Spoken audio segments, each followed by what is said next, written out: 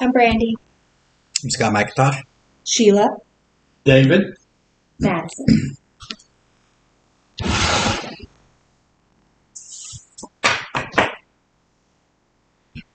Hi, I'm Kayla, and I'm going to be giving you an informative speech over the Yippies. First, I'm going to take you back in time and then bring you back to the present. The Yippies were members of a radical, anti-establishment group formed in the United States. They favored theatrical gestures and stunts. They were also known as the Youth International Party. According to an excerpt from the book Chicago 68 by David Ferber, a small group in New York City conformed ways to best protest.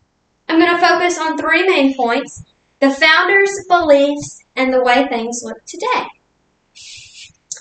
Founder Jerry Rubin was born on July 14, 1938. He attended Oberlin College in Ohio, graduating in 1961.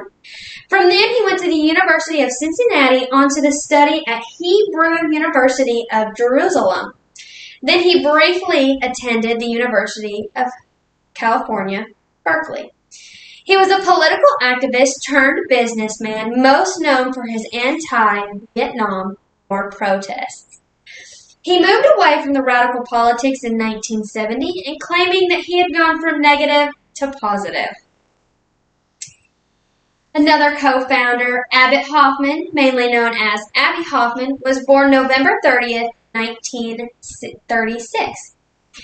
He attended Barnes University and the University of California, Berkeley. He received his degree in psychology.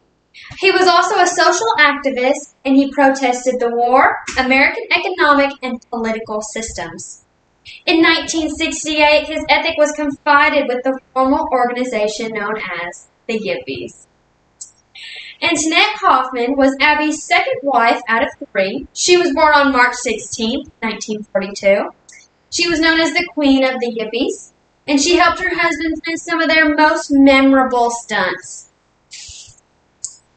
According to an article on history by Dave Ross, the Yippies had come to believe that American politics and culture had devolved into a state of absurdity. They believed that the only way to fight serious absurdity was with absurdity itself.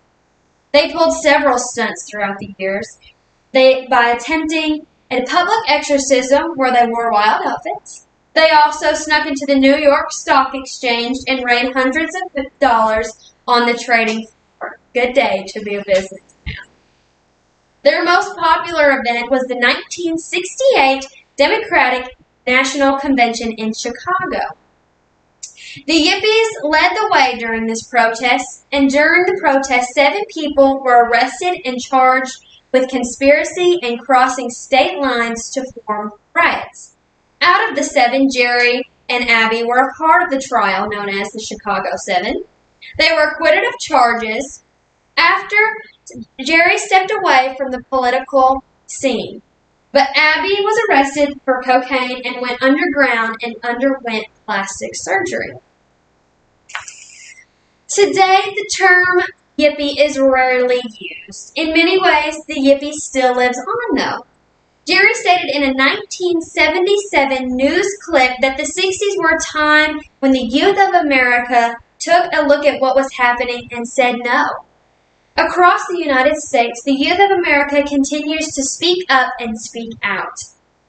The technology today makes us feel more seen and heard. According to an article on Tech for America by Charla Aganeta, we are building community digitally with people we have never met and still making a change.